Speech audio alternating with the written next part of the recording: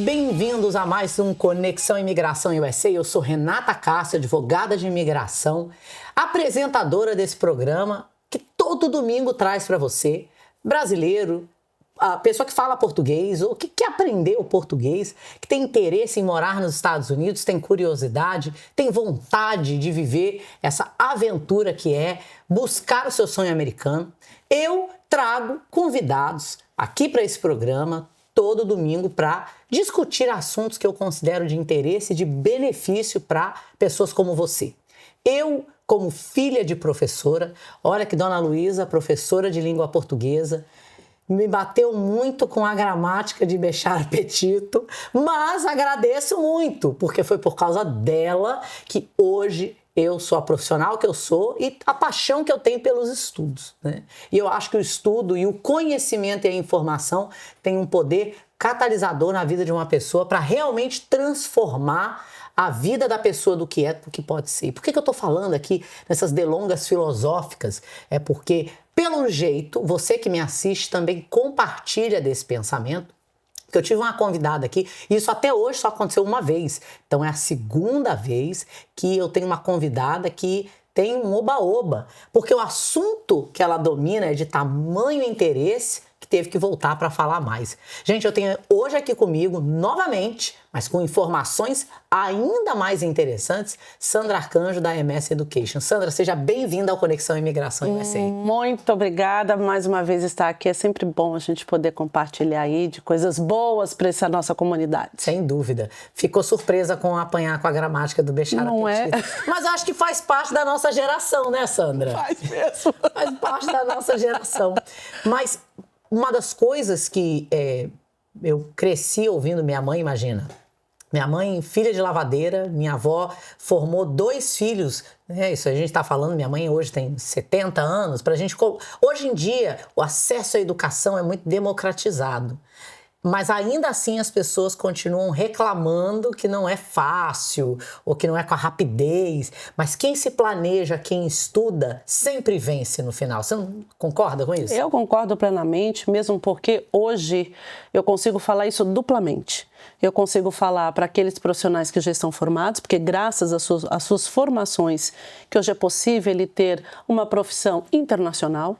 É possível ele sair do seu país de origem e desbravar nos Estados Unidos, na Europa, ou até mesmo aqueles que ainda não têm a sua formação e a educação está aqui. Então, além da MS Education, eu tenho uma empresa que é a Unigran, eu represento a Unigran aqui nos Estados Unidos e que ela vem com uma proposta de dar o suporte àquele brasileiro que tem interesse em continuar os seus estudos, ter a sua formação superior, e adequado ao modelo do nosso dia a dia aqui, que a gente sabe que a dor é delícia de ser imigrante, né? Sandra, você trouxe muita coisa que eu quero abordar e que o público, né, fez questionamentos no seu primeiro programa, na sua primeira participação aqui. Então, eu quero dividir porque eu acho que o assunto que você domina, ele faz um cruzamento. Perfeito. Ele serve ao imigrante que está no Brasil e que quer imigrar, né? Ele quer buscar pela formação dele uma possibilidade de vir para cá. E ele também serve aquele imigrante que está aqui nos Estados Unidos, principalmente aquele que quer sair, né? Então eu quero começar com o imigrante que está fora, tá? E que quer entrar ou que quer buscar uma maneira de permanecer legalmente aqui em virtude da profissão. No último programa, eu fui assim bombardeada com perguntas relacionadas a um questionamento que eu apresentei para você. Qual era a profissão mais fácil de validar nos Estados Unidos, né? De obter um licenciamento. E você falou das profissões técnicas, né, na área de saúde.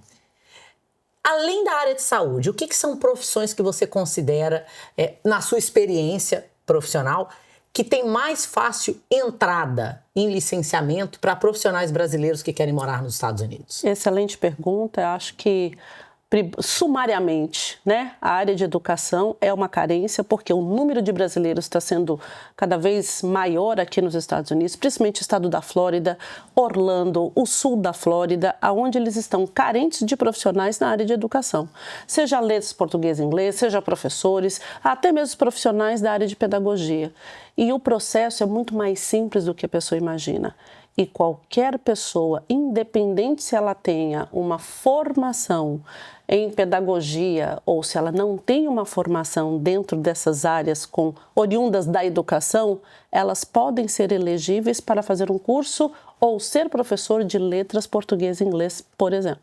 É interessante você falar isso, porque como eu venho de uma família de educadores, né? Minha mãe professora, meu tio professor, a gente idealiza muito o que é a educação nos Estados Unidos, né? E eu já morei fora da Flórida, moro na Flórida hoje, e existe a educação e existe a percepção de educação. E por que eu estou falando isso? Eu acho o profissional da educação brasileiro muito mais capacitado a nível acadêmico. Então, quando ele vem para cá, ele brilha no sistema acadêmico dos Estados Unidos, apesar da gente desmerecer um pouco por não reconhecer o brilhantismo dos nossos professores no Brasil. Eu achei providencial, porque quando você faz um processo de evaluation, como a gente fala aqui, que é a equiparação acadêmica, surpreendentemente, para mim não. Para mim, eu acho que nem é... Tem conhecimento. Não, porque eu conheço do potencial do brasileiro, mas o GPA, que é a média hoje que indica a sua performance no curso, o que normalmente, em modo geral, fica numa média de outros países, onde você tem um índice de aproveitamento que pode chegar a 3,2, o brasileiro consegue chegar a 3,9. Nós temos aqui profissionais. Nós temos aqui currículos acadêmicos, onde a gente tem uma performance no desempenho desse curso que é superior da Europa. Então, assim, vale a pena a gente olhar para a gente com mais respeito quando a gente fala no processo de obtenção de licença, por exemplo. Eu acho que é porque a educação na Europa e nos Estados Unidos ela é mais glamorizada em circunstância da vida do aluno. A vida do aluno no Brasil, ela não revolve ao redor da escola. Aqui, como eles moram no campus, né? Eu tenho um filho que vai fazer 21 anos, ele estudou num colégio interno, terminou o segundo grau no colégio interno. E quando eu cheguei no colégio interno, eu chorei. E aí o diretor da escola falou, ai mãe, você tá chorando porque vai deixar o Luca? Eu falei, não, eu tô chorando porque eu queria ter estudado aqui. Isso aqui é um sonho. Então, acho que essa dinâmica é que acaba dando a percepção de que o lado acadêmico aqui é melhor do que o do Brasil. Eu não acho que é verdade. Não. Né? Eu acho que no nível superior a gente tem aqui algumas possibilidades diferenciadas, mas o profissional brasileiro de educação, ele vem e brilha aqui. Para você ter uma ideia, na área de engenharia, quando você tem um processo de validação, de obtenção de licença que passa pela etapa da validação do diploma, normalmente, pelo menos na MS Education, dos 10 profissionais da área de engenharia, seguramente 8 a 9 pessoas, eles conseguem ter um score 3 vezes mais do que é solicitado para um processo de obtenção de licença. Que bacana. Olha que bacana isso. Então, hoje, é claro que existe um foco nas carreiras STEM. E muita gente vai falar que, porque Trump está focando em STEM. Não é. Todos os países querem profissionais de STEM. Você, jovem, que está buscando algo para estudar, é carreira STEM. Ciência, tecnologia, engenharia, matemática. As exatas controlam o mundo, né? Tem como é que eu vou dizer? É muito mais rarefeito o profissional que entra na área de exatas, então aqui não é diferente do Brasil, ele acaba tendo uma projeção. Mas, no geral, quando você pensa de profissões, a gente falou, né, da área de educação, a gente falou da área de saúde, que a demanda nos Estados Unidos é muito grande.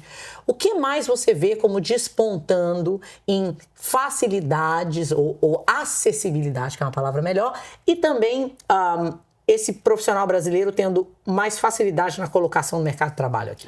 A gente fala muito dessas profissões que elas precisam obter a licença para o exercício delas aqui nos Estados Unidos. Mas você tem outras profissões que você não precisa passar um processo de licenciamento. E que hoje as empresas americanas, elas veem com muito bons olhos os profissionais executivos, os profissionais corporativos e que são oriundos de formações como administração, finanças, tecnologia da informação, obviamente. O mercado está aí pulsando. E o que você precisa fazer? Você precisa fazer uma equiparação acadêmica para isso? Não, você não precisa.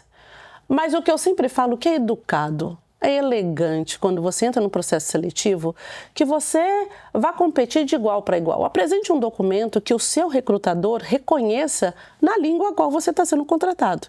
Então, nesse caso, sim, faça um academic evaluation, apresente que você tem o nível que ele está solicitando, que é um bacharel.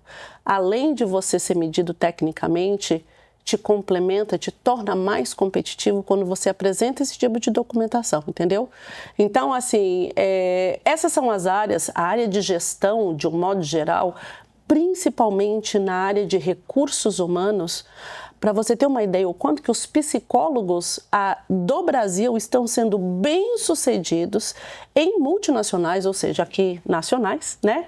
Por ter esse skill da área de psicologia trabalhando na área de recursos humanos para facilitar a gestão humana das pessoas. E com um quadro de colaboradores cada vez mais diverso, uma malha muito mais mesclada, digamos assim, esse conhecimento internacional ele só vem a aportar. Agora, a gente falou do que está querendo entrar. A gente não falou do que está querendo sair, porque às vezes os Estados Unidos ele é um trampolim para a pessoa sair. E com o seu trabalho na MS você ajuda a validar. Agora tem pessoas que não têm uma formação acadêmica e que podem estar buscando você porque querem se preparar aqui nos Estados Unidos, obter um nível superior, um curso de nível superior e voltar para o Brasil com esse diploma. Como é que funciona isso, Sandra? Nossa, e aí a Unigran vem com essa proposta, né? A Unigran ela vem com uma proposta diferenciada para pegar a mão desse imigrante que, independente do status imigratório que ele esteja naquele momento, a gente oportuniza para ele a educação. Então, isso é feito online e ele sai daqui com um bacharel, com uma licenciatura, onde ele pode atuar. Mas também ele pode atuar aqui, né? Então, o que eu vejo é que tem muitas pessoas que hoje mudou-se um pouquinho o perfil desse profissional que está aqui trabalhando e que ele quer se aperfeiçoar aqui mesmo em solo americano, só que pagando mais barato, né? Eu acho que isso é uma vantagem que você tem uma titulação similar à americana, só que é um curso que não chega nem 30% do que é uma universidade hoje americana. E o que te permite? Eu tenho um caso que eu gosto sempre de contar. Uma das nossas alunas que hoje trabalhava com limpeza e agora ela tem 2 negócios. Além de limpar a casa, ela também é design de interiores e ela também faz um processo de ambientar aquela mesma casa. Então, assim, o brasileiro tem uma capacidade incrível de um limão fazer uma limonada, uma torta de limão, uma caipirinha. E eu acho que quando você coloca aí a educação, eu acho que isso se exponencia. E a Unigran ela vem exatamente com essa proposta. Estender a mão para esse brasileiro que acredita que, de fato, a educação, a formação superior pode te levar tanto aqui nos Estados Unidos como fora. Sem dúvida. Né? O Green Card, ele só abre a porta, ele não te dá a chave. É isso. A chave, eu tenho clientes que têm muito mais êxito profissional, econômico, sem documento do que com. E aí vem uma questão nesses últimos minutos. As pessoas falam de sacrifício, nossa, eu trabalho duro nos Estados Unidos. E no Brasil, que a gente trabalha duro, tem que pegar um ônibus, não tem dinheiro para um laptop, a faculdade é cara, aqui você tem a possibilidade com acessibilidade e por que não fazer? Então, Sandra, para quem está assistindo a gente que quer talvez trilhar um outro caminho aqui ou fora dos Estados Unidos, independente do status imigratório, que é obter uma educação, uma formação, aonde eles podem encontrar essas informações? Eles podem encontrar no nosso site, que é unigran.usa.com. Ou eles podem entrar em contato comigo, 404-8909. Nós estamos prontinhos aqui para falar com você.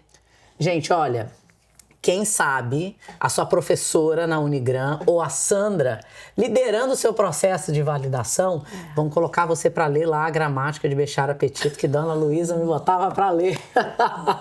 Olha, é incrível hoje, como advogada, como imigrante, há 23 anos nos Estados Unidos, poder falar com o imigrante ou o futuro imigrante, falar de possibilidades e não de limitações. Eu espero que você veja a sua permanência ou a sua vinda para os Estados Unidos como um investimento em você e que você faça esse investimento valer muito a pena. Eu sou Renata Castro, advogada de imigração, apresentadora do Conexão Imigração USA e domingo que vem tem mais coisa pra gente aprender aqui. Até lá!